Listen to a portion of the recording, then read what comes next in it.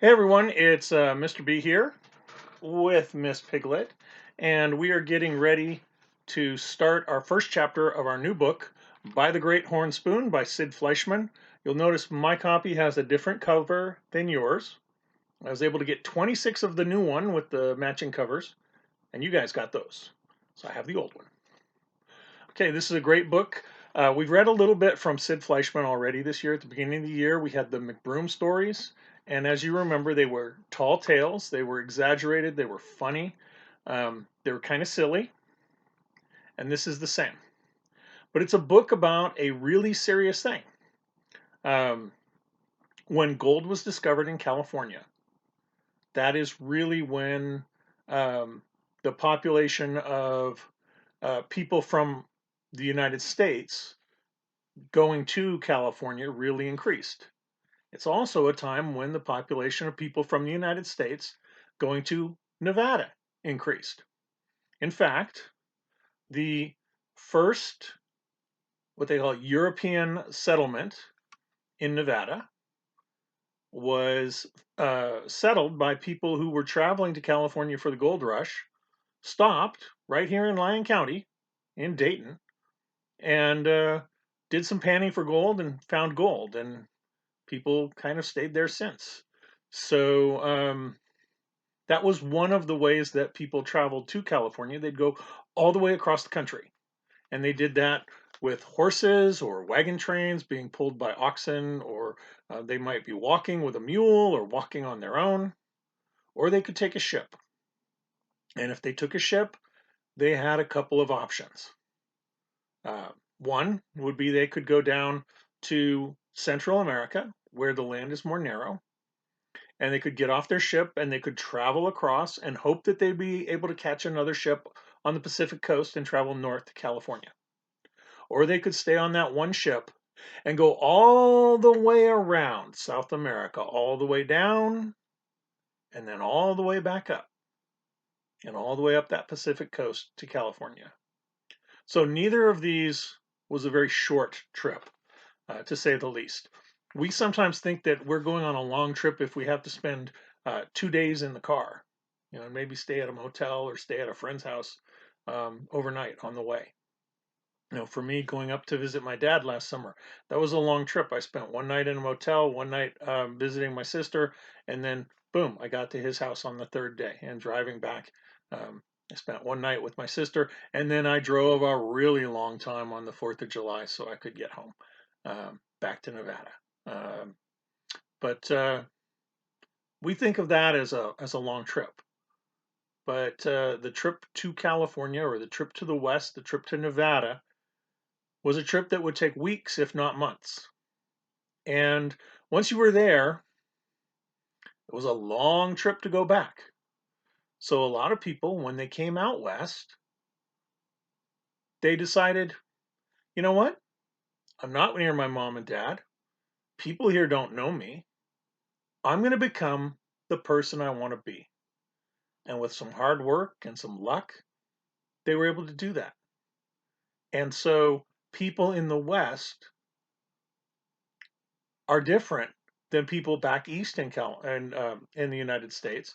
People in the West are descended from people who made a very bold journey and decided they were going to reinvent themselves and they were going to become something new and something different. And that's part of our legacy.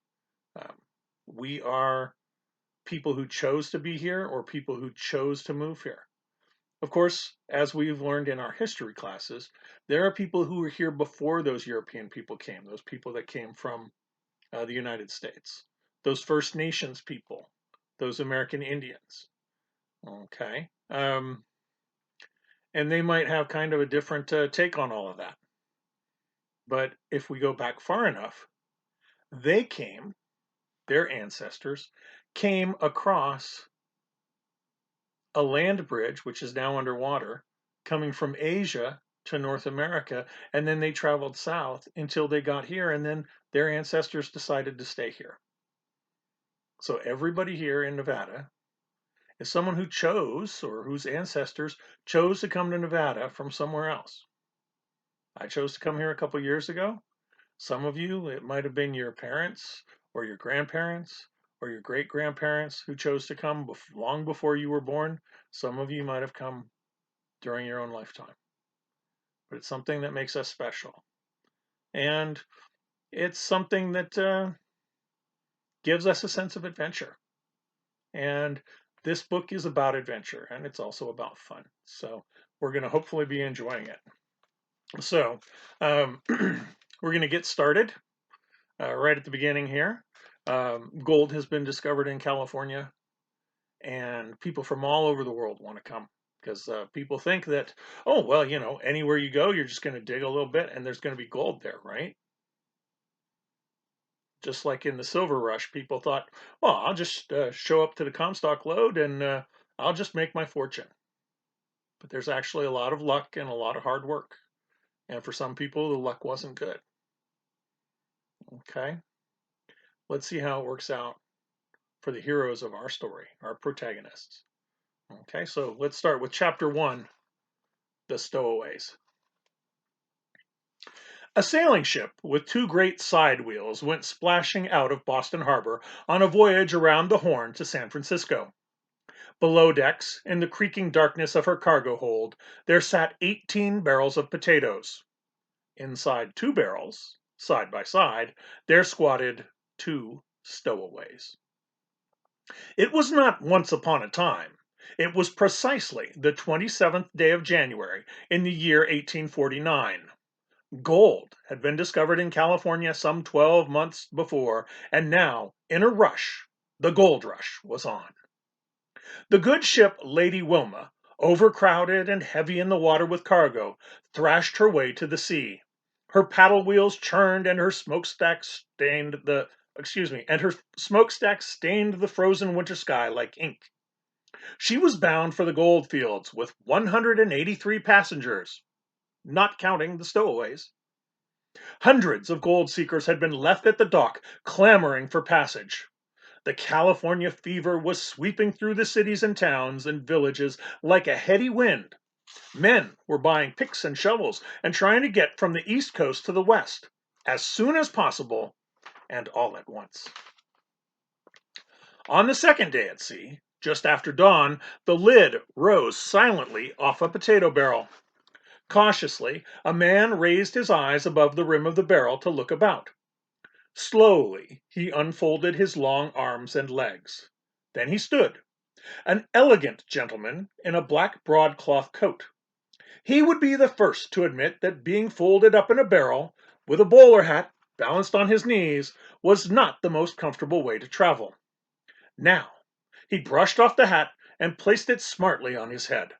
He hooked a black umbrella on his arm, for he never traveled without it, and pulled on a pair of spotless white gloves. He felt very nearly frozen solid, but permitted himself a most contented smile. Then he gave a small tap to the barrel beside him. "All clear, Master Jack." "Is that you, Praiseworthy?" came a young muffled voice from the depths of the barrel. "Your obedient servant," the man replied, and lifted the lid. There rose from this barrel a schoolboy of 12. He had been sucking a raw potato to slake his thirst. A patch of hair fell across his forehead in a yellow scribble. He had never been so cold, hungry, or miserable in his life. On the other hand, he'd never been so happy. He wouldn't have traded places with anyone. His pepper-black eyes were considerably brightened with the fever of adventure. He smelled of potatoes from head to toe. His thin nose, which was smudged, felt like an icicle, but he permitted himself a most contented smile. "We made it, Praiseworthy," he said. "We did indeed, Master Jack." Jack gazed at the dark cargo shapes piled high around them and listened to the scrape of the sea along the wooden hull. He thought of home and Aunt Arabella and the friendly blaze in the big stone fireplace. There was no turning back now. They were on their way to the gold fields. "Hungry?" asked Praiseworthy. I could eat, I guess," said Jack, who didn't want to give the impression that he had any complaints. "Cold?" "I've been colder, I guess," said Jack, although he couldn't think when. "I suggest that we see what can be done about improving our accommodations," said Praiseworthy, tapping his bowler hat firmly in place. "Shall we go?" "Go?" Jack replied. "Go where?" He fully expected to pass the voyage below decks with the cargo. He had read dire accounts of the treatment handed out to stowaways on ships at sea. "Why, to pay our respects to the captain," said Praiseworthy. The captain?" The words very nearly caught in his throat. But he'll put us in chains. Or worse." "Leave that to me," said Praiseworthy, with an airy lift of an eyebrow. "Come along, Master Jack." Jack gathered courage from Praiseworthy's cool assurance. As far back as Jack could remember, he had never known anything to ruffle Praiseworthy's calm. In his black bowler hat, his black coat, and spotless white gloves, he was easily mistaken for a professional man, a lawyer perhaps, or a young doctor. But he was nothing of the sort. Praiseworthy was a butler. He was a butler by breeding, by training, and by choice. More than once Jack had heard his Aunt Arabella say that Praiseworthy was the finest English butler in Boston. He had been with Jack's family since before Jack could remember. It seemed to him there had always been a Praiseworthy. The ship gave a lurch, and the stowaways, gathering up their 2 carpet bags, picked their way through the darkened passages of the hold. Jack saw barrels of smoked fish bound for San Francisco. There were thousands of feet of lumber and enough bricks to build a hotel. He saw boxes of rifles and 2 brass cannons to fight off wild Indians, he supposed, and he could make out wet bundles of grape cuttings, enough to plant a vineyard. With his heart thumping, Jack followed Praiseworthy up a ship's ladder to the creaking deck above. He was sure the captain would put them in chains, at the very least. Now the whistling of the wind came to them, and the thrashing of the great side wheels seemed as loud as thunder. They found themselves in the crew's quarters, where daylight barely penetrated. A sailor with a gold ring dancing in his ear was filling a lamp with whale oil. "My good fellow," said Praiseworthy, "can you direct me to the captain?" The sailor looked up with a curious squint, and the ring in his ear did a jig. "The wild bull of the seas?" "Aye, mates." He lifted a wet thumb as a pointer. "Up there." Up there they went, climbing another ladder to another deck. And now Jack was sure the captain would have them walking the plank, at the very least. Wild bull of the seas! Ooh. But Praiseworthy was a match for anyone, he told himself, and tried to keep a straight and firm jaw. They entered the main saloon, where shivering passengers were swarming like bees around 2 pot-bellied stoves. Everyone seemed to be talking at once, and saying the same thing. "You've been hogging that stove long enough." "I got here first." "Let me in, partner." Jack saw men of every description and some who defied description. There were lanky farm boys in rough boots and dandies in tight pantaloons. There were Yankees in beaver hats and Southerners in planters' hats. There were tradesmen and politicians, Frenchmen and Dutchmen, fat men and thin ones, gentlemen and scoundrels, with not a woman among them. They were bound for the gold fields, which was no place for women and children. "Give me a turn at that stove, gents." "Stop pushing, sir." Praiseworthy tapped the nearest gold seeker on the shoulder, a frock-coated man with a sword cane, and inquired, "Can you direct me to the captain, sir?" The man lifted his sword cane and pointed. Up there," he snapped, and returned to the fray. In due time, after climbing another ladder, the 2 stowaways found the captain in his cabin, with the door banging open and shut with the roll of the ship. He had just come in from the deck, and his wet oilskins lay in a heap. The wild bull of the seas, his legs apart, stood bent over a long table. He was trying to thaw the ice in his curly black whiskers over a lighted candle. "Well, don't just stand there inviting in the weather," he said in a voice like the roar of a cannon. "Come in." The butler shut the door, only to have it fly open again. "Praiseworthy, at your service, sir," he said.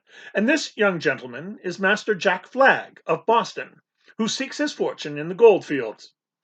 "Bah!" The ship's master, whose name was Joshua Swain, hardly bothered to look up. It was hard to tell whether he was a good man in a bad temper, or a bad man in a good temper. He had a plump nose and wore a long blue coat with a row of brass buttons the size of gold pieces. The Lady Wilma pitched and rolled, and the candlestick slid from one end of the long table to the other. Captain Swain caught it just in time.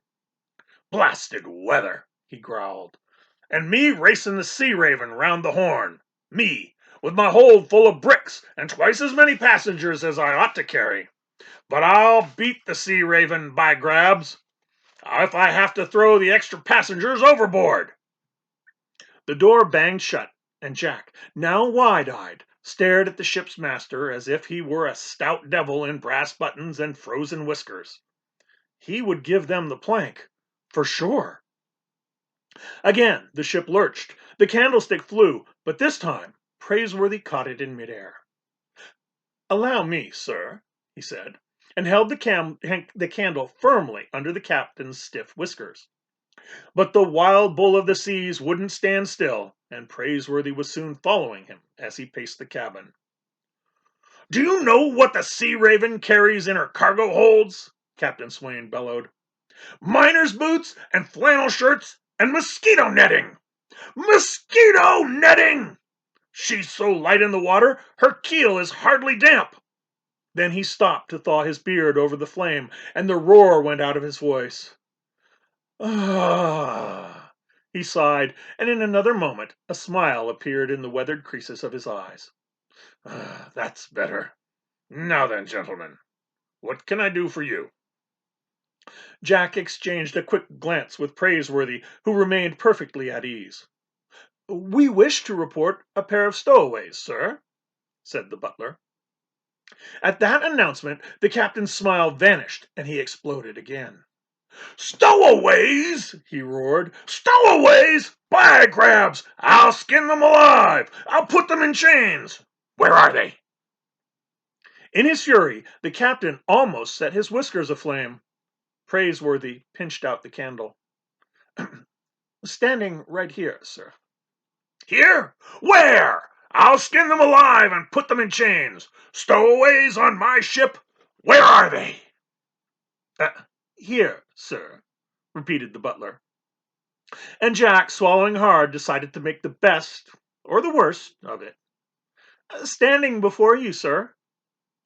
It was as if for the first time Captain Swain noticed Jack at all. "You!" he bellowed, and his plump nose was red with anger. "Why, you're a mere jib of a boy, a lad of 10. 12, sir," said Jack. "But I can do a man's work, sir." "By grabs, I'll make you walk the plank, both of you." "If I may make an observation," said Praiseworthy, "you are obviously much too civilized for such pirate tricks." "Bah!" Permit me to take a drink.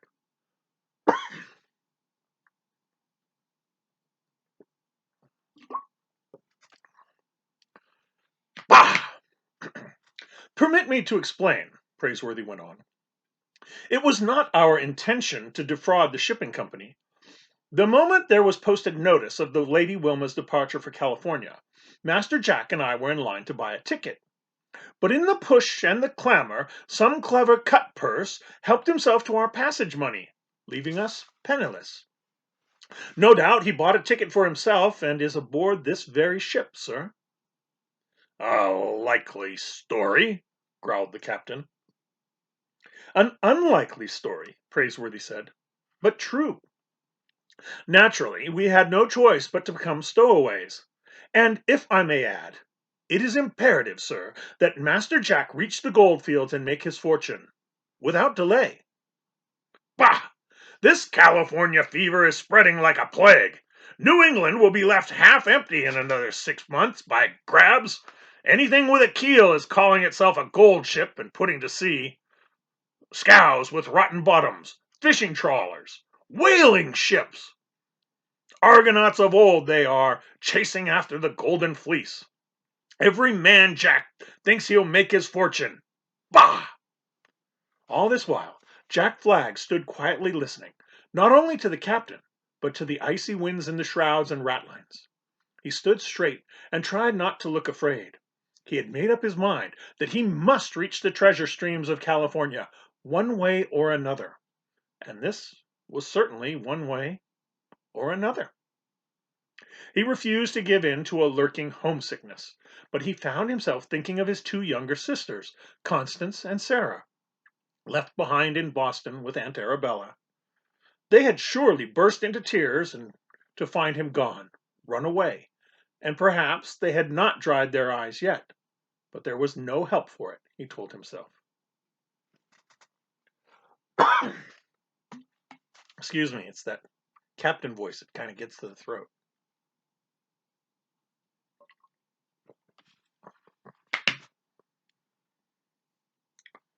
Neither Jack nor his sisters remembered their own parents, who had been taken away by cholera. The children had gone to live with their Aunt Arabella in the big house on the bay, with almost more rooms than they could count. She was as young and beautiful as the house was old and grand. It had been in the Flag family for more than a century. In times past, the house had been filled with servants and guests and laughter, but the family had fallen upon hard times. Aunt Arabella had closed off half the rooms and no longer entertained.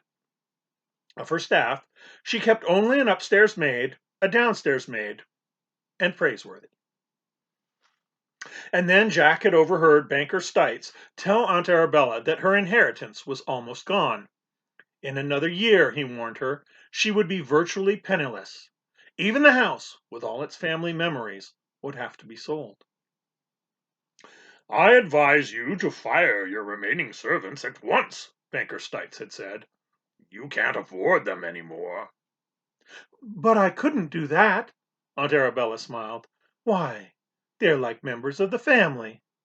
Oh, no, I couldn't let them go. And it was then that Jack knew he must help Aunt Arabella. But how? At the same time, stories drifting back from California excited everyone's imagination. He had heard of men picking up nuggets the size of goose eggs and stubbing their toes on lumps the size of pumpkins. A boy could do that, even a boy not yet 13. Without a second thought, Jack made plans to run away to the gold fields. But nothing escaped Praiseworthy, and he found Jack out. Instead of informing Aunt Arabella, for she would never consent to such a venture, Praiseworthy kept Jack's secret and more. An excellent plan, he said. A worthy plan indeed, for he was as devoted to Aunt Arabella as Jack himself. I shall go with you, Master Jack. There will be ship's passage to pay. I've a few banknotes put aside. And together, pooling savings, the boy and the butler set out for the world at large. But thanks to the light-fingered thief, the world had proved to be no larger than the inside of a potato barrel. Blast! Said the captain, standing at a porthole. There's the Sea Raven, abeam of us now, standing there as if to thumb her nose at us. Jack got a glimpse of the other ship on a rising swell, a two-masted side-wheeler, exactly like the Lady Wilma. If I may observe, Praiseworthy remarked with his perfect calm, it is a 15,000-mile voyage around Cape Horn to San Francisco, I believe. It is not the beginning of a race that counts, sir, but the end. If I win the race, I'll get command of a new clipper ship building in the yards. She'll be the pride of the seas, and I want her, sir. Captain Swain unhooked the brass voice tube and bellowed to the engine room below. More steam, sir! It's all we can do to keep up. More steam! And then he turned to the stowaways. You'll work off your passage on this ship, by grabs. You there, boy! Jack, who was already standing straight, stood even straighter. Yes, sir. You'll work as ship's boy. I'll run your legs off, and that's letting you off easy. And you, sir? Praiseworthy, at your service. What in tarnation are you in that get-up? I am a butler, sir. A butler? The captain roared. A butler? What in the name of Old Scratch can a butler do? It's the other way around, sir, said Praiseworthy, who took pride in his calling. There's nothing a butler cannot do. I open doors. I close doors. I announce that dinner is served. I supervise the staff and captain the household, much as you do this ship, sir. A most exacting job, if I may say so. Bah! And Jack ventured, Aunt Arabella says he's the best there is. She says there's no problem too big for Praiseworthy. Silence, boy! A butler, are you? By grabs! I know where there's a door you can open. The furnace door. And you can shovel in fuel. To the coal bunkers with you, butler! Now, out of my sight before I change my mind and put you both in chains. Sir, said Jack, trembling inwardly, I don't care to be ship's boy. What? If Praiseworthy is going to the coal bunkers, I'll shovel coal too. Jack met Praiseworthy's glance, but only for a moment. We're partners, sir. Either send me to the coal bunkers, or, he gulped, or put me in chains. The wild bull of the seas was struck absolutely speechless. Don't pay any attention to Master Jack, said Praiseworthy quickly. The boy is light-headed from sheer hunger. He hasn't eaten since yesterday, and he doesn't know what he's saying. Yes, I do, said Jack. You told me yourself we'd stick together, through thick and thin. By this time, the captain had recovered his voice, and a smile lurked in his eye. By grabs, he said. By grabs! There's a lad with stuffins. He doesn't want an easy berth. Wants a man's job. All right. To the coal bunkers. Both of you. Thank you, sir, said Jack, picking up his carpet bag. The captain cocked a shaggy eyebrow. It wouldn't hurt none if you stopped off first at the galley and told the cook I said to give you something to eat. A man can't shovel coal on an empty stomach. Or a lad, either. Now, be out of my sight. The door flew open and the stowaways withdrew. They descended one ladder and then another, got their breakfast, and reported to the engineer. He pointed out the boiler furnace, the coal bins, and the shovels. Praiseworthy removed his bowler hat, his white gloves, and the umbrella from the crook of his arm. They made a neat pile of their coats and rolled up their sleeves. Unless I miss my guess, said Praiseworthy, the wild bull of the seas is a gentleman at heart. I hope he wins the race, said Jack. The stowaways set to work shoveling coal into the yellow flames of the furnace, flames that made the steam that turned the great side wheels. Jack was eager to work beside Praiseworthy, as if it brought them even closer together. Sometimes he wished Praiseworthy were anything but a butler. It imposed a slight distance between them that Praiseworthy was careful to maintain.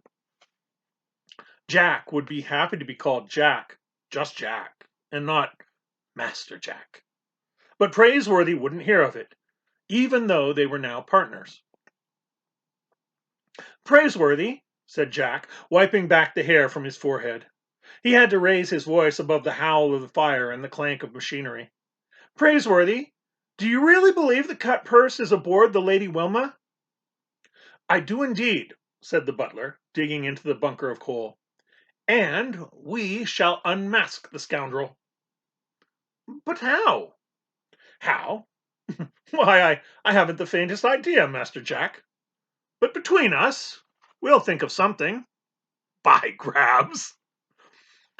While the captain went back on deck and froze his whiskers again, while the passengers huddled around the two pot-bellied stoves, Praiseworthy whistled and Jack hummed. They alone of the gold seekers aboard the Lady Wilma had a roaring fire to warm them as the side wheeler went splashing through the sleet and wind and the sea. And that's chapter 1. So we've met Jack and Praiseworthy, and I want you to think a little bit about what kind of people they are, what kind of attitude they have, and do you think these are people that you would like? Do you think you'd like Jack? Do you think you'd like Praiseworthy? I know what I think, but then again, I've read the book before, but I can remember how I felt the first time I read it. So anyway, that's something that we might get a chance to talk about, and you might want to do some writing about it. You might want to discuss it on the front page on Google Classroom. But until tomorrow, I'm going to spend some time with Miss Piglet now. So until tomorrow, you guys take care of yourselves, take care of each other, stay positive, and stay healthy. Okay?